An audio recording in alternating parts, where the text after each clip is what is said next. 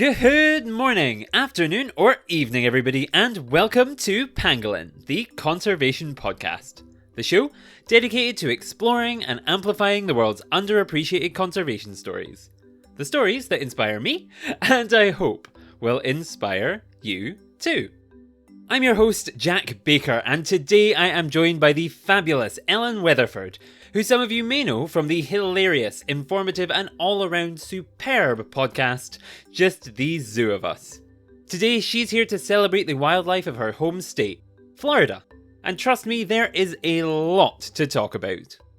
If you're anything like me, you may have been unaware of the incredible diversity of this state, but just to give you a little taste, throughout the course of this conversation we chat all about snapping turtles, bison, alligators, anoles, cottonmouths, spoonbills, scrub jays, manatees, mangroves, marshes, and making yourself a menace in your neighbourhood group chat. It is such a fun conversation, and I really hope that you all enjoy. But before we get started, there is one last thing I want to say, and that is that this is actually the first part of a two-part special. While this week we're focusing on the incredible biodiversity of Florida and providing you with a guide to some of the weird and wacky creatures, next week Ellen will be back to chat all about some of the conservation issues facing our state. So make sure to subscribe so you don't miss out on that.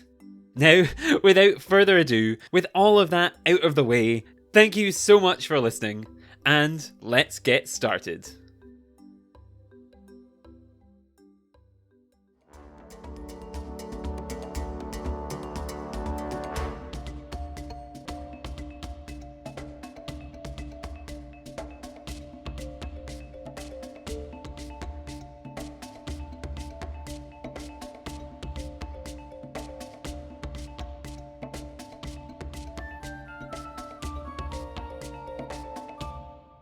And welcome back to the show. I am now joined by Ellen Weatherford, the creator, host, and the mastermind behind the very, very popular and incredible podcast, Just the Zoo of Us. She's here to talk to us today about that a little bit, but mainly about some of the weird, wonderful, bizarre, fantastic species of Florida. So first of all, thank you so much for joining me today, Ellen. Thank you, thank you, thank you. Thank you, Jack. I'm so excited to talk to you again. It is always a delight, and I'm excited to talk to your listeners. I think folks are really going to find this interesting.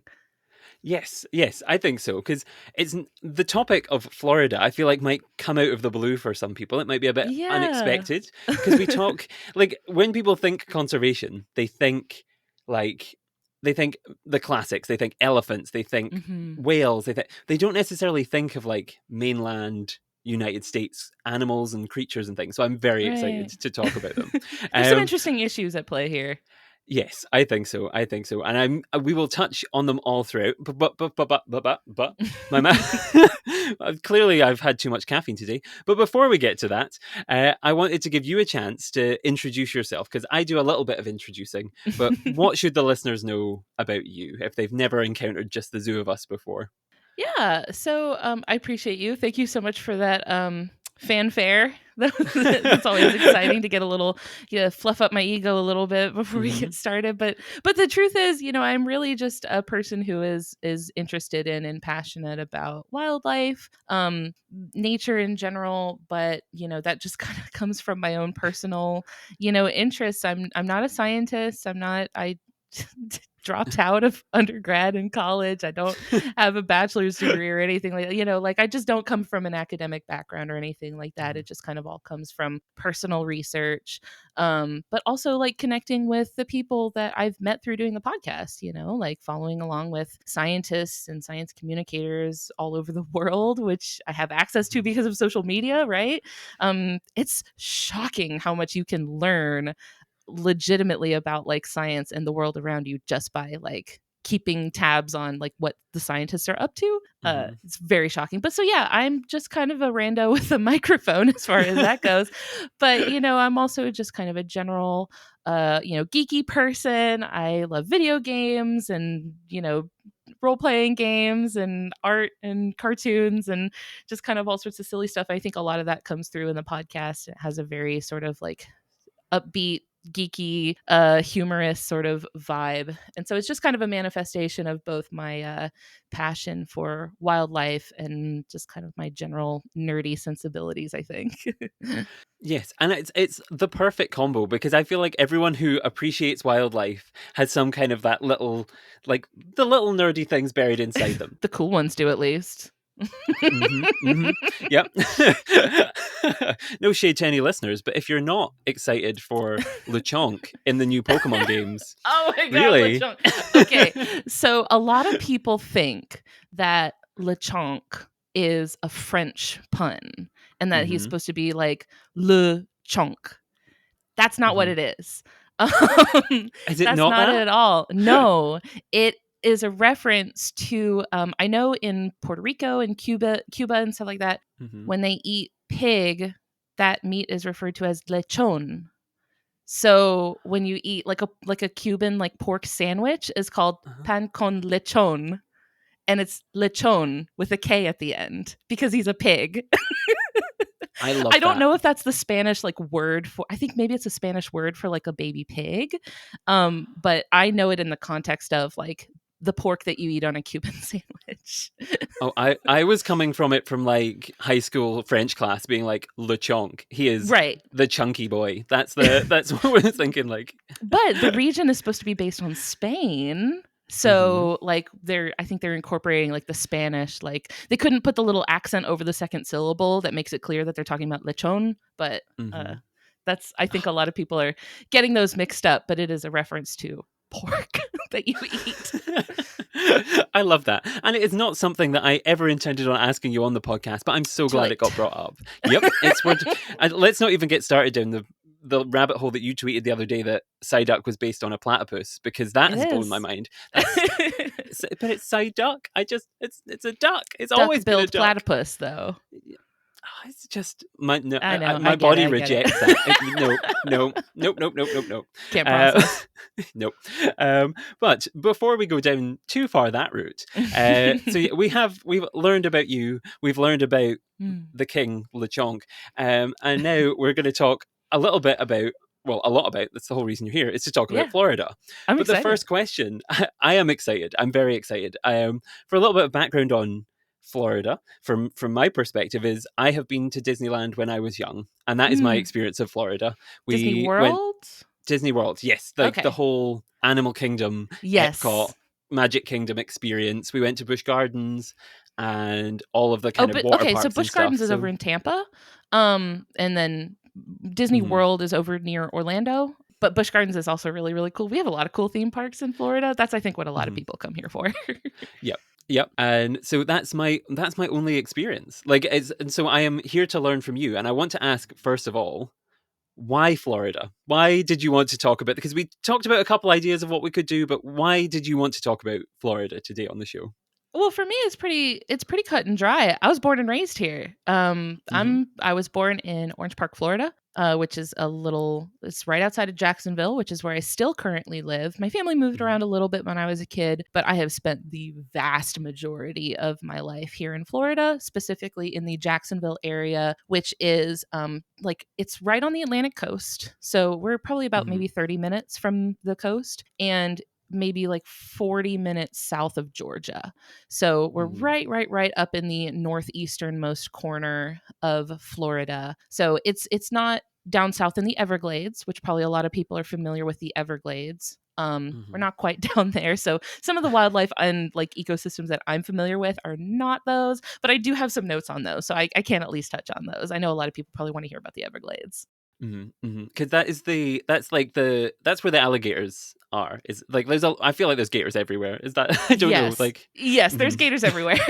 We have gators up here. Actually, so gators are, an iconic Florida species, but that's not to Mhm, say that they only live in Florida. You can even get mhm, gators in Georgia, Alabama, Mississippi. Louisiana has a lot of gators too, because Louisiana has some very similar ecosystems to Florida, has those like swampy, mhm. marshy sort of areas. And so you'll see a lot of gators in Louisiana too.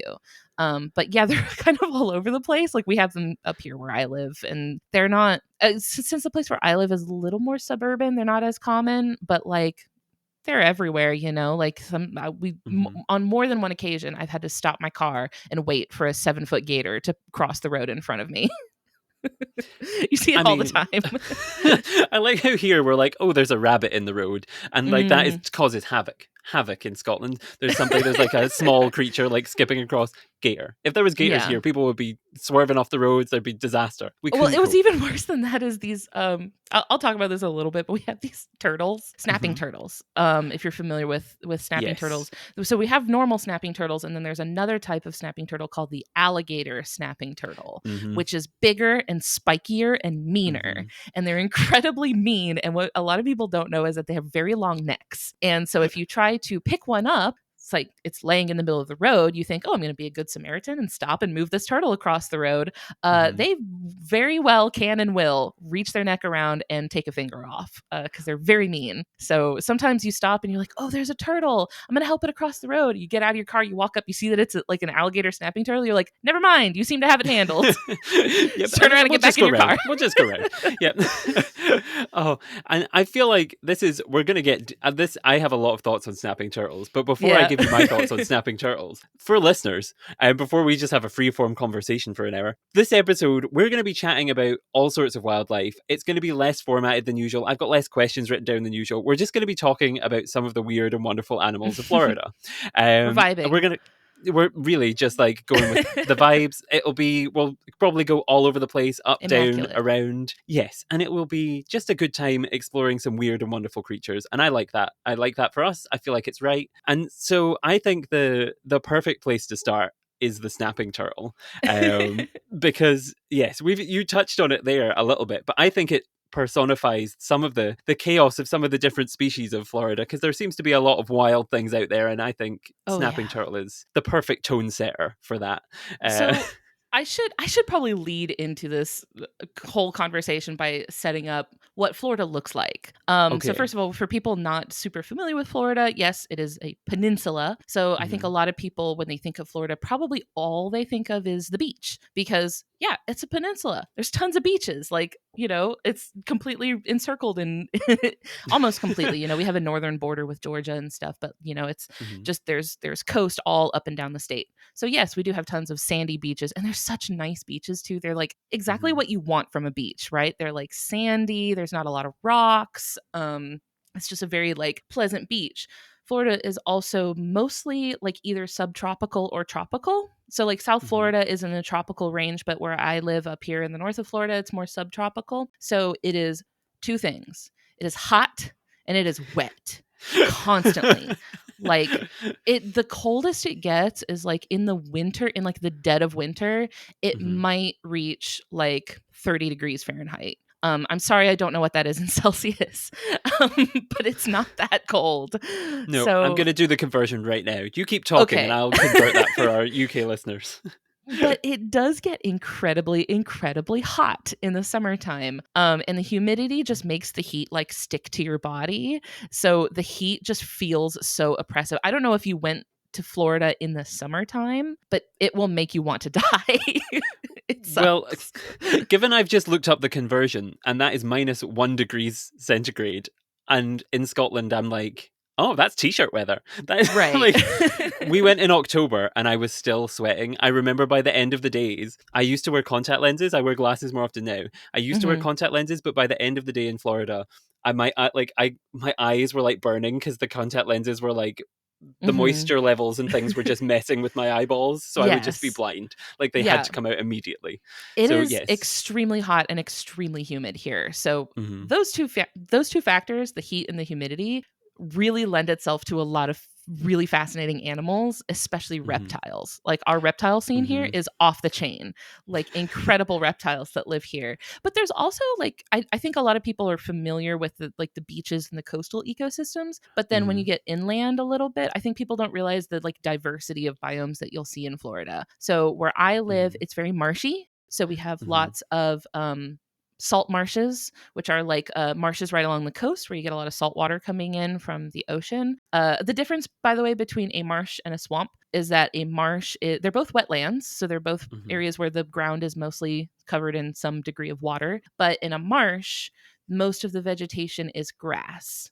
And in a Okay. swamp, most of the vegetation is trees or some sort of like woody sort of plant. So you'll get both of those. But where I live up here, we have mostly marshes. So, and marshes are gorgeous. They're so beautiful because it'll just be this field of long golden grass and these corridors of almost standing water. It's flowing but very slowly, and this water like winds through the grass like a big giant blue snake. And it's just so beautiful and peaceful. And there's always like wading birds that are like walking. A marsh is like gorgeous. It always has a beautiful sound too. But swamps are really beautiful too. So you'll have these big, it's you probably know what a swamp looks like. There's trees everywhere and mud and water on the ground and stuff like that, especially Mhm. mangroves. If you've ever seen mangrove swamps, those are I mean, there's something like magical about a mangrove swamp. Have you ever been in a Mhm. mangrove swamp? I have not been in a mangrove swamp, but I've spent enough time rewatching the same documentaries about mangrove swamps to know just how magical they are.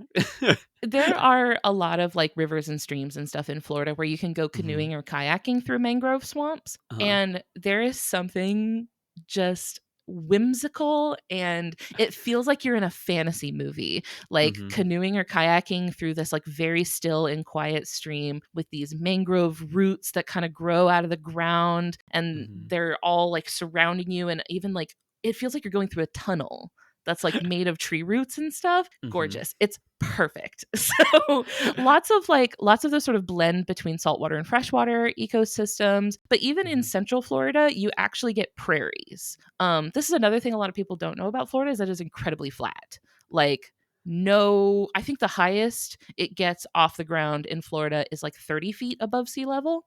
Mhm. Nothing, zero, like no topography whatsoever. So everything is super flat, which means that we get a lot of these like wide open prairies and grasslands. We get these beautiful pine forests where Mhm. these pine trees that grow just they're incredibly, incredibly tall, and all of the branches are really high up. Like the branches will start like 50 feet up. So Mhm. you'll be in this forest where it's just towering trunks with no like foliage, but then the ground of the forest will be covered in palmettos, so small Mhm. palms where they are kind of covering the ground, which makes a great cover for things like armadillos and turtles and like little critters that scurry along the ground. They can hide under the palmettos and be kind of safe and protected. So there's a lot of diversity in Florida ecosystems I think people might not be familiar with if they don't ever come in like off of the coast area, but Mhm. they can be really interesting. I didn't know this until recently, but there's an area in Florida. It's called Payne's Prairie. And it is this area where historically there was prairie there that had bison, like a subspecies of the American bison that was indigenous to Florida. And when European settlers came in, when, they kind of mess with the ecosystem in such a way where the bison went extinct.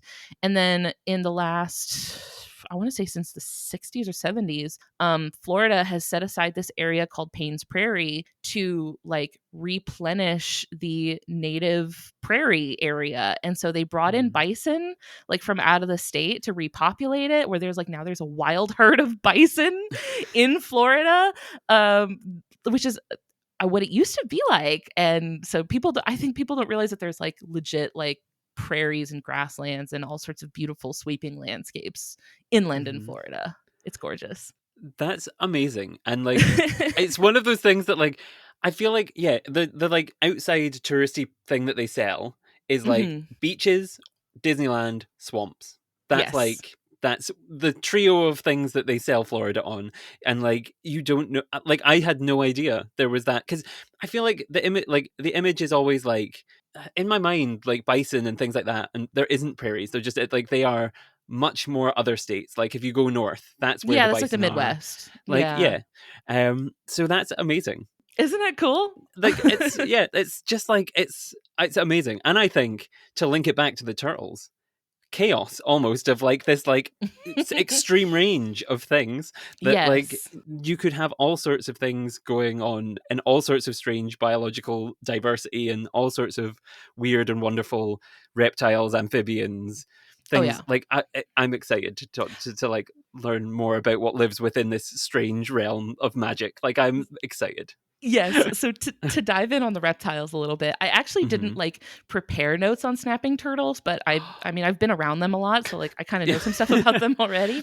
Do it. But Do it. Florida has so many fantastic reptiles, Mhm. including snapping turtles. So snapping turtles are they're really big, hefty turtles that have these kind of Uh-huh. like spiky shells, which Mhm. is really cool because it makes them kind of look like rocks maybe under the water. They're this really kind of drab color. They have long tails, which is interesting, like a Mhm. long sort of muscular tail. But I think one of the most interesting things about snapping turtles is so they have this beak that is Yes. very, very sharp. It's like a hooked beak, almost like a bird of prey, it looks like, but it's Mhm. it's a little more jagged. So they have kind of, I don't think it's actual teeth, but it's these jagged ridges that kind of like do the job of teeth because they eat fish. So what they do, this is fascinating. They'll lay at the bottom of the water with their mouth wide open, and they Mhm. have this tongue, little nub tongue that they wiggle around, and it acts like a little worm at the bottom of the water. I Mhm. think they're usually in like freshwater systems like streams and rivers and stuff, so it acts like a little worm. A fish gets interested and comes up to take the worm and goes right into the turtle's mouth, and they snap their beak shut and eat the turtle. So just Mhm. a stellar creature. Like, I I love love them. them. In sync, I love them. That's how much we love them. I love them. I used to work at an aquarium, and we had one, and his name, of course, was Godzilla because, of course, Oh, that is that's like if you're delightful. imagining, like, yes, listeners, if you're looking for like a visual reference, Godzilla, but like shellier, Yeah, like a somewhere tank like Godzilla. yes, if Godzilla and Bowser had a baby, Oh yeah, yeah, yeah. that is a snapping turtle, They're very and Bowser, yes. yes, and he was just the best. The number of times you do like a feed and like you'd have all these kids standing around being like, it's not doing anything. Why is it not doing anything? And then all of a sudden it did a lot very quickly, and that Oh beak yeah. and that snap, like so impressive. And like the way that they just blend in and can disappear into like it's a huge turtle, and all of a sudden you're looking in around rockwork and you're like, where have you gone? I'm really scared I've lost a massive bitey turtle now. But they're just incredible. They're I huge love them. too. I love Yeah, we them. have a massive alligator snapping turtle at the Jacksonville Zoo. And Hmm. frequently, when you go there, people will be standing around like, I can't find this stupid thing. Like, where is it? It Hmm. must not be in here. This thing's like 5 feet across, right? Like, it can't be hidden that well. And then you Hmm. finally see it and you're like, how did I miss that? This thing's like a large boulder the size of a small boulder. Like, It's this just thing's and enormous. it's huge, and like I just and the way that sometimes they'll like grow stuff on their back, like because they sit still for quite a Yeah. long time, they'll like grow stuff on their backs, and like it's just like they're just so cool. Yeah, they Um, will grow these kind of like algae, like mhm. wisps off of their shell. And I don't think they're necessarily doing it on purpose, but it definitely No. helps. Like it helps them Hmm. blend in with the riverbed, and so I think it must be some sort of symbiotic relationship with the algae, right? Where like they don't mind, and the algae gets a place to hang out. So Yeah, and I mean, it's better to be stuck on its back than anywhere else because that's where the mouth is. So that isn't like that's as far away from the mouth as they can possibly be. Uh, Yeah, they're very cool but creatures. We've had to lug them. I don't lug them across the road, but like I see pictures a lot of times of people like stopping, and you have to like be very strategic about the way that you pick them up. You have to like pick them up mhm. from the back, in such a way where it's very difficult to. Honestly, just don't bother if you if you don't have the tools to do it. If you're not like professionally trained, do not bother. They are fine. They will get to where they need to go. But Mhm. like I said, there's like two different types of snapping turtles, and the alligator snapping turtle is like the big hefty one, like the really Mhm. really big one, and that one's also very very mean. So you definitely want to give that one a wide berth, plenty of personal Mhm. space. But they also, I feel like when you see one, it just feels like you're like living along. I know that you are in real life, but like you get that feeling like you're just walking alongside a dinosaur. Yeah. Like it feels like one of those big, like plated, like ankylosaurus or something like that, like one of those big, like platy dinosaurs. It feels like you're like, that's what it would have been like. Yes, and even at that size, the smaller size, you're like, that's quite scary. So it makes me glad that Jurassic World and Jurassic Park are not real because I'm like, I couldn't deal with this. It's like, as if they were to get out, game over. We're done for. Because if they were anything like an alligator snapping turtle, Yeah. we can't compete. They're like no, we cannot. Um, Florida has a lot of very Jurassic Park, Jurassic World vibe kind of mhm. creatures. Obviously the most iconic one I think is the American alligator. Yes. So the American alligator, they're not just found like in the swamps and stuff. They're, Mhm. you know, any body of water in Florida is likely to have a gator in it, right? So like when you do go to like Disney World or something like that, when you go to like an area where there's a lot of tourists, you'll see a Mhm. lot of tourists probably swimming in like ponds and lakes and stuff because they probably come from a part of the world where you can safely swim in a pond or a lake. You cannot do that. Like the vast majority of people who are like born and raised in Florida do not swim in ponds and lakes Nope. because we have so much stuff that will ruin your day in our ponds and lakes. So gators are massive. They can get up to, I think the maximum recorded was 15 feet long, which is not the biggest crocodilian. It's not. Like crocodiles get Mhm. bigger than that, but American alligators do get really, really big. They look like giant lizards, but they're not. Mhm. They're not related to lizards. So lizards are part of the squamata group, like clade, but crocodiles and alligators in that family are actually more closely related to birds than they are to lizards or like any other reptile. Like they branched off from birds like around the same time, Mhm. but all of the other like squamates and turtles and stuff like that branched off at totally different times. So alligators are actually closer to birds than they are to like any other reptile, which I think is just fascinating. Mhm. That is, and like I'm now like reconsidering my whole like tree of like I'm like what? Because we talked about this on your show where I was like I family like where things split off is not my area of expertise, and every time I Yeah. learn something about it, I'm like no, this just gets more confusing. This is Birds don't split off anywhere near where I thought they did. Like no. birds are like derived reptiles. It's a whole thing. But yeah, alligators are Mhm. like in a very strange place on that family tree. But what another thing that's I think interesting about alligators is that they we it does, like I said, it gets a little chilly here. It can freeze in like the northern Mhm. parts of Florida. In South Florida, it doesn't get cold enough to freeze, but up in the north it does. Mhm. Um, but gators, despite being reptiles, which are endothermic, right, so they can't control their own body temperature themselves, they can do something really cool where they burrow into the mud. They like dig a pit into the mud and then they just kind of, it's kind of like hibernating. It's called brumation. They brumate through the cold months, where they're just kind of like laying in the mud with their little nose poking out of the water so that they can breathe, and they just chill there for a couple months until it gets warm Mhm. again, and then they come out. Um, so and then when they come out and they like leave their pit behind, that pit then becomes this little like mini pond basically. Like there are all sorts of animals that will then like come into that area and like use that as a little pond, so they're actually like leaving behind little mini ecosystems. Like I think that's just so cool. Like they have such a big impact on like the world around them that like even just like leaving their pit for the winter is like that creates a whole like little mini world. Mhm. That's crazy because, like, when we think of ecosystem engineers, like in the like, I always think of like big things, like elephants Mhm. that like barge down trees, or you think like the pangolin is an example of an ecosystem engineer because it's digging burrows and like continuously like turning over soil. I would never have even pictured an alligator anywhere near that, but it makes Right? perfect sense that it creates these little like pools of like for the smaller, stranger, weirder, probably amphibians and little insects and all sorts of things. Like that's Yeah. amazing. I We love have that. some other interesting ecosystem engineers. So I'm glad you brought that up because we Mhm. have this very charming turtle called the gopher tortoise. I've Once seen again, pictures. So not cute. exclusive to our area, but gopher tortoises are, they're not huge. They're not the Mhm. Galapagos tortoises, right? They're probably only about, I don't know, maybe about a foot or two long. But they're just the cutest little thing. They're just little tortoises that like dig these really elaborate burrows. I Mhm. talked to a guest a while back about gopher tortoises, Tori Wingert, who told me that they like dig their burrows at like an angle to prevent them from having to like dig straight into like compacted dirt. So like they're kind of like working with gravity a little bit, how they're like angling their burrow down, so they're not having to like dig directly into the dirt. It was really interesting.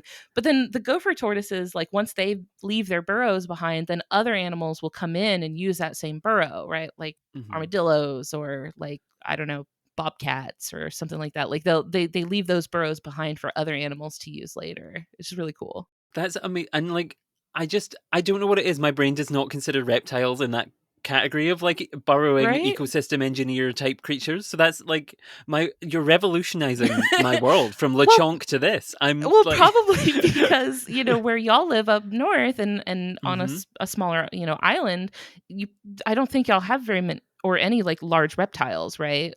no, we have a couple small lizards, a couple small snakes, and Hmm. that's about as much as you get. And still, people here are like terrified of those tiny little things. So Yeah. anything bigger than that, like we just couldn't. Our brains can't process. We're like, nah, we don't need to know about that. That's scary. No, no, no. Uh, So about the lizards, let's this is the yes. thing that people every time somebody comes to Florida and they're not from here, this is the thing that people freak out over is the fact that lizards are everywhere. Like you cannot set foot out of any indoor environment. Like as soon as you're outside, there's lizards everywhere. They're anoles. So they're small. They're not big. Like they're not well, down south Mhm, you have iguanas, but we don't have iguanas this far up north. So they're not very big. They're probably only a few inches long, but they are literally everywhere. We have the native species of the no, I'm sorry, I have it the other way around. The native species is the green anole, and then we have the introduced brown anole, and then there's some mhm, other like types of anoles that have made hold here. We've got skinks, which are like a really interesting lizard that has a bright blue tail. It's mhm. gorgeous. Saw one on my yard yesterday. But these lizards are like I'm looking at one right now. Like, because I can see my front porch through the window in front of me, and I'm literally looking at a lizard. You can't not see lizards. They're absolutely they blanket it. They're more common than like squirrels or pigeons or anything like that. It's lizards everywhere all the time. So people love that when they come here and they're not from here. Like you can Mhm. always like tell, especially at Disney World, you can kind of tell who's not from Florida because they're always stooping down to take pictures of lizards. They're like, You're look like, at these lizards. It's like you're not it's like gonna. you could see these at the airport. Like you don't need to focus on these now. You're in Disneyland. Have fun. Like you can I'm come like, back, you got to save circle some back. save space on your camera because you're gonna wish you didn't have all these pictures of lizards. But I mean, but it is really cool. Like it's nice Mhm, having actually my first memory, like in my brain, my first memory is of finding a lizard on like a windowsill in a house I lived in with my mom when I was like 3. So like my first memory is of finding a lizard, and so that's how I like mean, ubiquitous they are here. it really makes sense for your origin story for that to be the That was thing the that set you thing. down the path. That's the Core like memory. core memory. We're like now you make a lot more sense. There we go. That's like yep. That's if that is the core memory, Yeah. the tree that has come like from that. Yeah, that makes sense. Full sense. So we also do have so many snakes, lots of snakes. Our snakes actually get Mhm, pretty big here. Some of them do. We have one called the Eastern indigo snake. This actually mhm, a really big snake. It gets pretty hefty. But what's really cool about them is that they're like this beautiful iridescent. They're completely black, uh-huh, and they have this like really gorgeous rainbowy iridescent sheen to them. So when you see mhm, them like in the right light, they are just they look like just sheer obsidian. They're so beautiful, and they're not venomous. So a lot of times people will see, of course, in Florida, a lot of times people see literally any snake, and they immediately mhm, are like, "That's venomous. I need to." People tend to, skip straight to, "I need to kill this snake to protect, either myself or my family or something." But really, the vast majority of our snakes are not venomous. Most of them aren't. It's just the ones that they have a pretty nasty venom when they want to. mhm, The By far the most notorious one around here is the cottonmouth, which is Agkistrodon piscivorus, I think is its name. Is edit that out if I was wrong about the name, but I think that's what it is. It is a species of pit viper, so it okay. is venomous. It's just the fattest, chunkiest little snake you've ever seen. They're not that long, but they're very Mhm, fat, very plump snakes. They have very like distinctive, a distinctive triangular shaped head, mhm, and these like brown bands across their back. Some people describe them as a Hershey's kiss because they kind of have like a curve to them that makes them look like they have like Hershey's kisses on their back. But this is a snake that is quite venomous, and this folk like how would you urban legend maybe I guess has come about mhm, where everybody says that cottonmouths will chase you. Everybody. everybody says, oh yeah, I had a cousin who got chased by a cottonmouth. Or, oh yeah, everybody has a cousin who swears they were chased by a cottonmouth.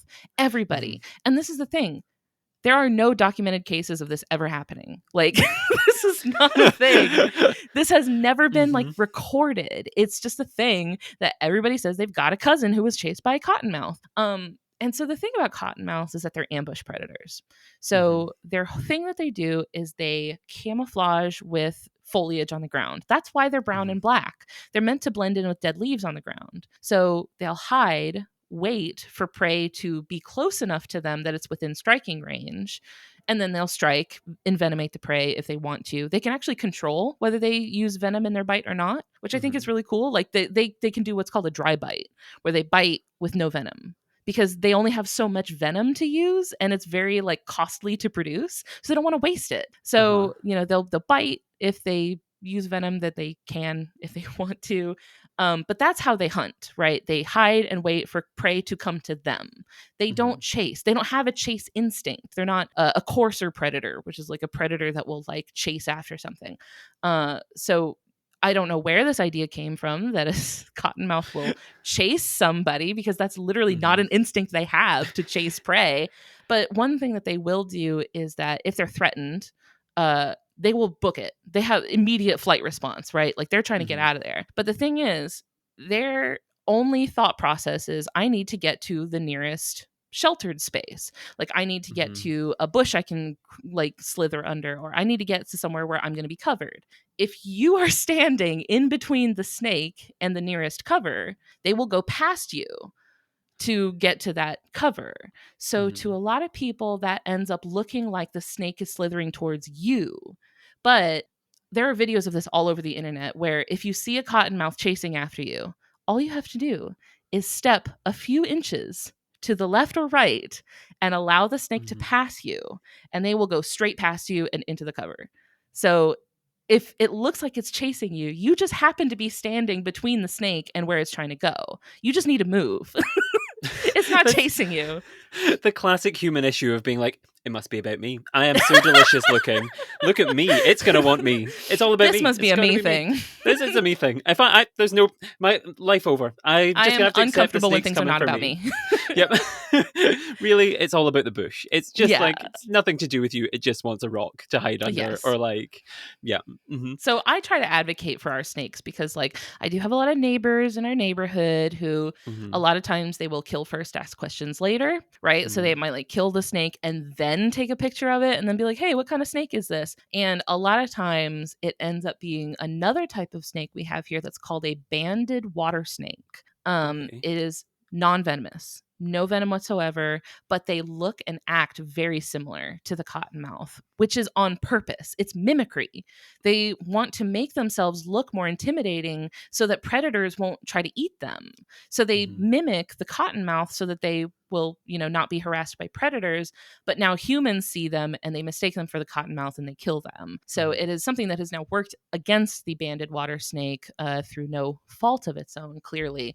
But the banded water snake is like, it lives in very similar areas to a cottonmouth. It behaves very similarly, and it has like its brown body with these like black bands on it. So it looks very similar to it. So we have so many snakes here that like there's so many, it can actually be kind of difficult to tell what kind of snake you're looking at right away. Like some of them can't even bite you, right? We've got like garter snakes and ribbon snakes and stuff. They don't even have teeth. So it's like, they can't even do anything. You'll just get a nasty gumming if it gets anywhere near you. Like, right.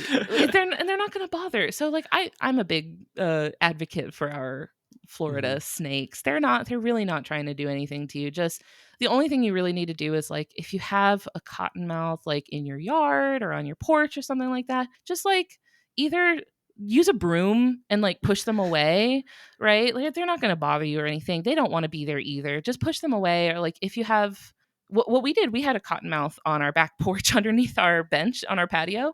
It was curled up, like coiled up, and all we did was like poke it with a broom to make sure it was alive. And then we just left it alone, and it left like on its own. It just wandered off on its own. We had no conflict necessary. But, if you have kids or pets, you might want to point them out and be like, hey, just don't go near the snake. You could move it on along if you want to. Just there's no need to kill them.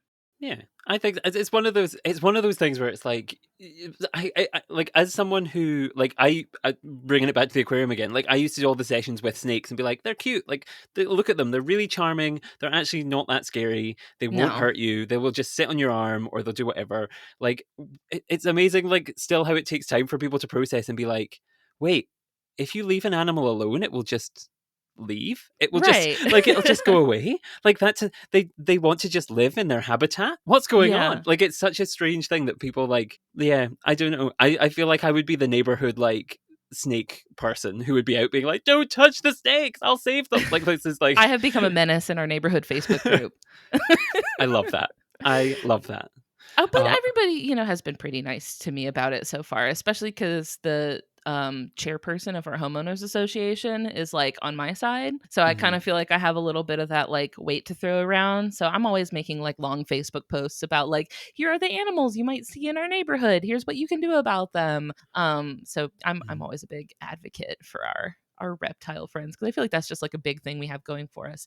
I'll talk about this Mhm. in a little bit, but the fact that Florida's ecosystem is so friendly to reptiles can actually hurt it in some pretty major ways. Yeah. Which I could talk about that later, but since we're talking about like the animals that are, I'm gonna say, supposed to be here. Yes, let's talk.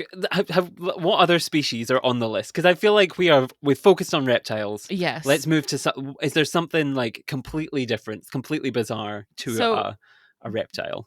so before I'm working up to a grand finale, but before we get Oh, to the grand finale, which is an animal I know you want me to talk about. oh Before we get yes. that, I do want to talk about our birds because Florida birds are off the chain. Like people come to Florida Hmm. from all over to come see our birds. We have some fascinating birds. We've got like migratory birds that come in that you'll see all over the place. We've got like mockingbirds, cardinals, kind of you're like, okay, yeah, sure, you see them everywhere. But some of our coolest birds are wading birds. So those Hmm. birds that have big long they're just like a stretched out bird basically. Herons, egrets, cranes, stuff like that. You'll see those all over the place. I see herons literally multiple times per day. Like driving Hmm. to work on ditches on the side of the road where like rainwater pools, herons all the time, just like gathered near the ditches and stuff. We have so the great blue heron is like the big Hmm. beautiful striking has this like crest of long feathers, this gorgeous like steel blue gray feathers. The great egret, which is a giant white heron that has like Hmm. wispy sort of like anime hair almost. And we get those like so my house is up against a retention pond and we get herons and wading birds like all constantly all the time. They're always back there. The coolest wading bird that we've ever gotten in our backyard was a Hmm. roseate spoonbill. I So if was you've going to ask you about these because I was yes, googling Florida wildlife before this, and I was like, that that doesn't fit in my mind. Like it's so bizarrely different to everything else. It's like it decided that it was going to like a pride parade while everyone else was just going out for like a boring like lunch, and it was like, it's I'm here. Like let's do yes. this. I love So it. this the spoonbill, the roseate spoonbill specifically is bright pink for the same Hmm. reason that flamingos are bright pink. It's the carotenoids in the krill and the algae the that's in the like algae that is eaten by the invertebrates that the bird eats. So Hmm. it stains their feathers this pink color. Florida used to have native flamingos. So I think a lot of like flamingos are often used in imagery associated with Florida, like Hmm. postcards, poster designs, stuff like that. Usually there's like a flamingo incorporated into it. And I think for a long time I wondered why that was because I've never seen a flamingo in Florida. But they used to be very common in South Florida, down in like the Everglades and the Keys. Hmm. But that population went extinct there. Okay.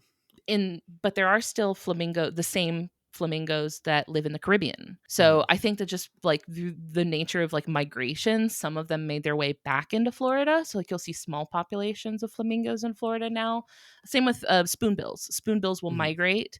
So you actually up here in the North Florida where I almost never see spoonbills. Like I've seen them Hmm. flying over us like once and that's it. You'll like never see them. But especially this far in, like I'm like 30 minutes in off the coast. I feel like they never come that far in. But this spoonbill for like a couple weeks was in our pond in our backyard like every day, which was just, I was beside myself. I was Just like shaking every morning, like yes, it's still there. I was losing it. I was like obsessively watching this spoonbill because they're just the goofiest looking creature, right? They're bright Mhm. pink, like their name implies. Their bill is shaped like a spoon, but they're fascinating little creatures. Mhm. Oh my god, creatures! Um, we do. Did you say fascinating little breeders? I Is did. that I did because creatures, which is like creatures and critters mixed behind, and I mixed to get. Oh my god, am I having a stroke? What's wrong with me? Take a moment, breathe. It's clearly just the It's okay. excitement from the I know. spoonbill. You're just I'm getting remembering too that two into it. I'm weeks, getting too the into best it. 2 weeks of your life. We need Reliving to it. separate from that. Yep. It's flashing before my eyes. We do have some really cool, like endemic bird species. Hmm. One of them is the Florida scrub jay, which is a type of Okay. little corvid that is like a nice. It's not quite as spectacular as the blue jay, but it is. It Hmm. does have that like really cute blue color. They have a reputation for being incredibly friendly. So you'll probably see a lot of videos, like especially on TikTok or something, of like if you go out to those like areas that are set aside for like the conservation of these scrub jays, within like minutes you'll have one landing on your head. Like they are very very gregarious little birds. They're very clever, just like their corvid cousins, and they only live in prairies in Florida. So the Florida scrub jay is like it's a special Florida bird. Hmm. So we have some really just fascinating birds, which is like makes sense because we also have cool reptiles, and like reptiles and birds just kind of go hand in hand. So, but aside from reptiles and birds, which are like absolutely fantastic, I think the Florida wildlife grand finale for a lot of people is the manatee, the Florida manatee. It is. I basically invite you on to have an excuse to sit all day and look at pictures of manatees. I And was I'll going to do do it. research before this, and I was I'll do it like, every time. I'm just going to look at pictures of manatees. I'm just going to like. I've started following a Twitter account that is just pictures of manatees. It's all I need in my life, and I can see why, because they are I'll take just any the excuse. best, the Yes. best. So Okay, please so tell us about manatees. when you look at a manatee, this is like the roundest, like if you Hmm. cast a spell on a potato to bring it to life, this is what you would get. Like it's just a giant potato of a creature. Hmm. Everything about it is just round and goofy. They have these big sort of jowly, like their snout is like, you know what I mean? It's like big and jowly and covered in whiskers, which is adorable. Hmm. And then they have this, they're kind of shaped like a whale almost. They have that big round barrel shaped, aquatic Hmm. mammal body, except that their tail is completely round like a paddle. It doesn't have flukes on it like you'd see on a Hmm. whale or dolphin. Actually, dugongs, their cousins, the dugongs do have fluked tails. But manatees don't. It's like a frying Hmm. pan. I think it's kind of what it's shaped like. And so if you just kind of look at a manatee, your first instinct would be to guess that they're related to whales or dolphins, Hmm. which are in the ungulate like clade. So they're not. I think the most wild thing about manatees and their cousins, the dugongs, is that manatees and dugongs make up the clade Sirenia. Hmm. Sirenia is like cousins with the proboscids, the elephants. So manatees and dugongs, their closest Hmm. relatives are elephants. And manatees and elephants, their next closest relative is the hyrax, which is like a tiny little itty bitty, it looks like a rodent or maybe like a rabbit or something like that. Hmm. So like these three things, which if you put them out in front of you and you're like, these three things have nothing to do with each other, but they are like each other's closest relatives. Are we going to acknowledge the fact that when I was on your show, we made a joke about the fact that, like, all the animals I love have weird, long, funny noses. And now I have discovered that my favorite Florida animal, the manatee, is so close to the elephant that it's like, it is It's right practically a there. weirdly long-nosed animal as well. This And is, I can tell. I yeah, must be able to sense it. It's like a sixth sense for it's weird-nosed animals and it's their like a green cousins. flag for you. Like, big time And green what's flag. like when you look at it, you're like, I see no resemblance with an No. elephant. You look at the screen, you're like, these are nothing alike. But it starts to sink in a little bit if you watch Mhm. them eat, because much like an elephant, their upper lip is like Mhm. prehensile. It's very, very short, but they have a lot of control over it. So they're Mhm. really good at using those upper lips to grab onto aquatic vegetation. They're herbivores, right? So they're kind Mhm. of slowly trolling along the bottom of the riverbed, picking up aquatic vegetation. So they're actually really good at it.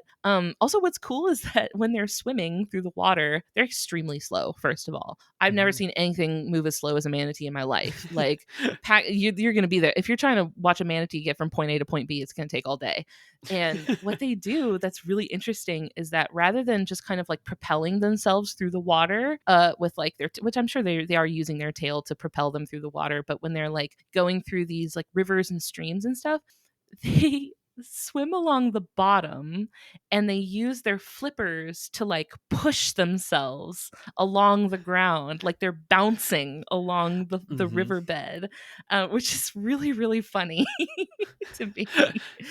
I love it, and I feel like, is it not that if you look at an X-ray of their flippers, it looks like human hands. It They does. have like human, so it's like that's probably something to do with it, where they're like they need the like like the maneuverability to like push themselves almost. I would Yeah, imagine like.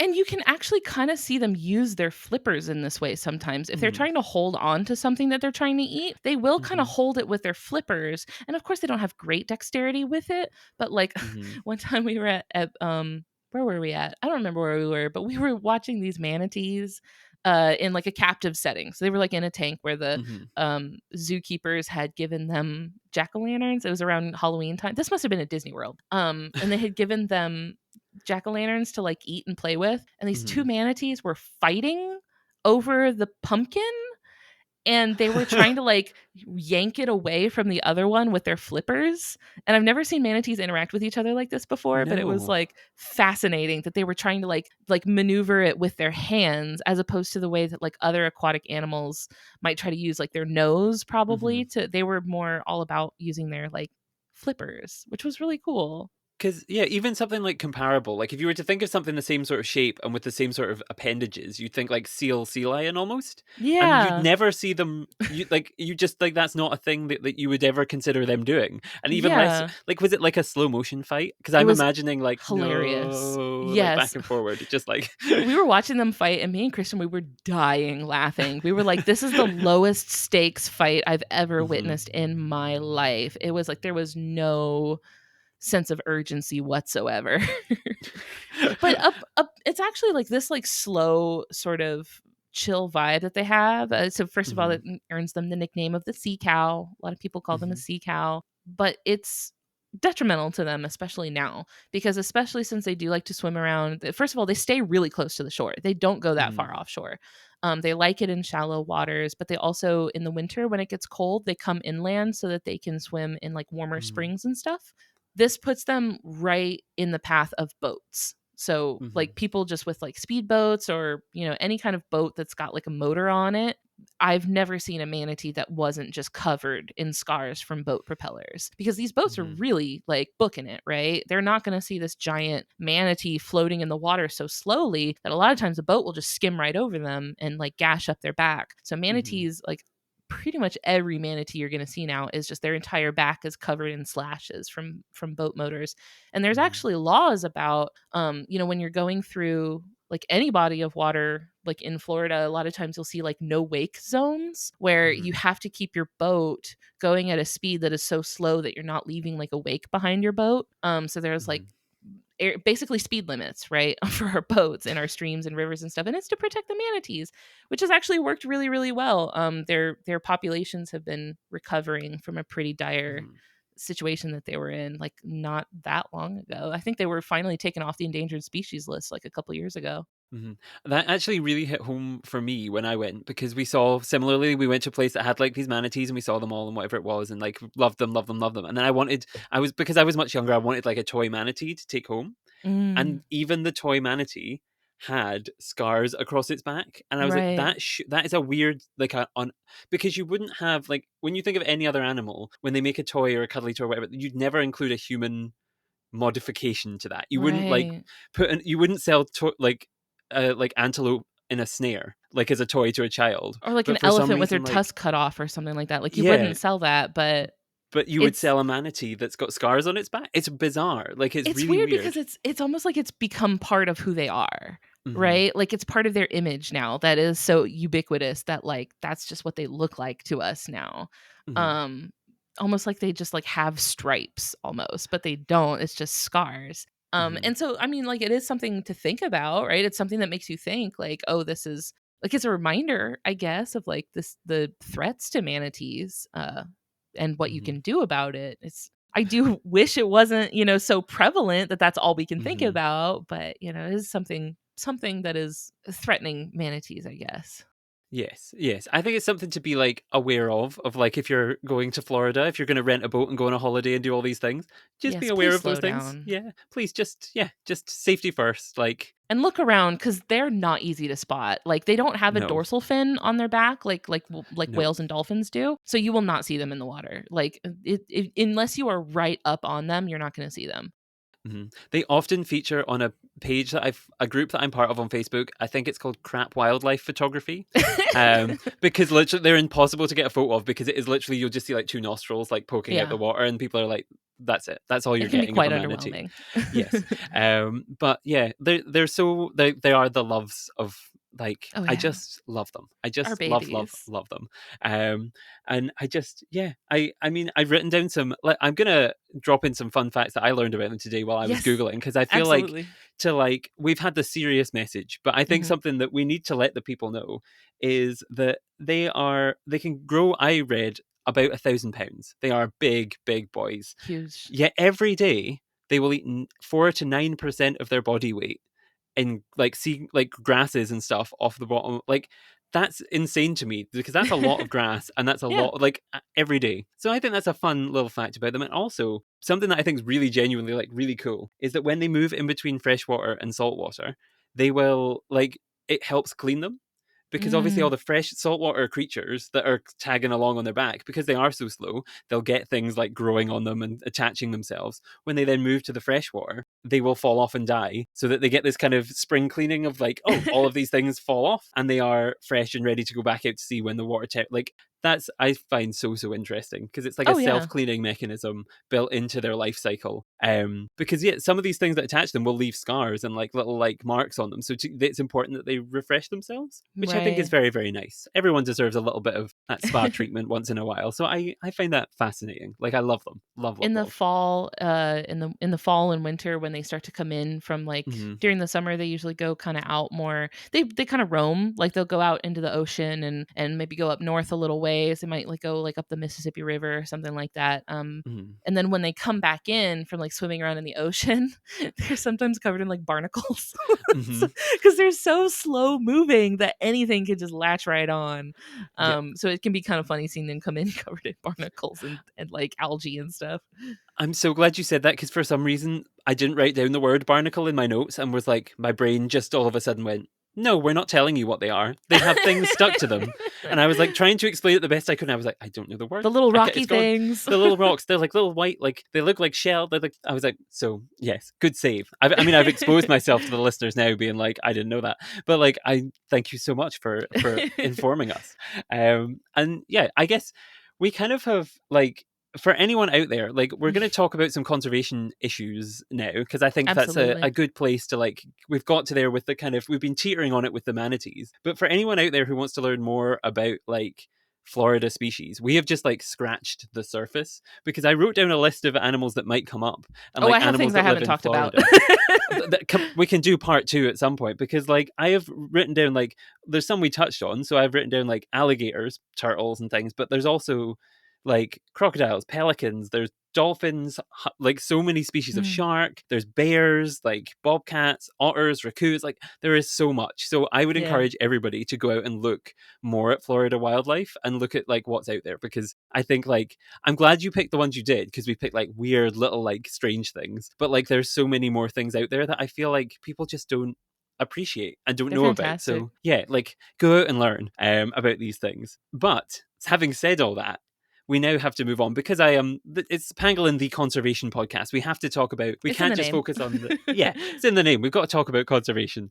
And so I wanted to like ask from your perspective, someone who's there, what are the kind of like conservation issues that are surrounding Florida? What are like the major ones in your head that are the animals and the wildlife are kind of facing in Florida right now? Hello! So sorry to interrupt, but me and Ellen were having far too good of a time, and so inevitably we chatted for far too long. So I'm going to end this episode here, and next week Ellen will be back to chat even more about her incredibly diverse and ecologically interesting home. Next time, we're going to be chatting all about conservation and hitting topics including invasive species, wildlife passageways, and how you can make an impact on your local wildlife. So, please make sure to subscribe to the show so you don't miss out on that. While you're subscribing to things, just to be cheeky, you can also follow us on social media. We are at Pangolin Podcast on Twitter, Instagram, Facebook, LinkedIn, TikTok, all over the place. So make sure to go and follow us on there to keep up to date with the show. And yeah, just on all the interesting and fun things that we are up to. And of course, while you're doing all that, please make sure and check out Ellen's social media and Ellen's show, Just the Zoo of Us, which is available where all good podcasts are streamed. And I'll put links to everything in the description of this episode as well, if you want to check it out down there. Now, all that remains is for me to say a massive thank you to all of you for listening, and a massive thank you, of course, to Ellen for appearing on the show, and for her time and her insights, more of which, of course, you will hear next time, but wanted to give her a partial thank you now.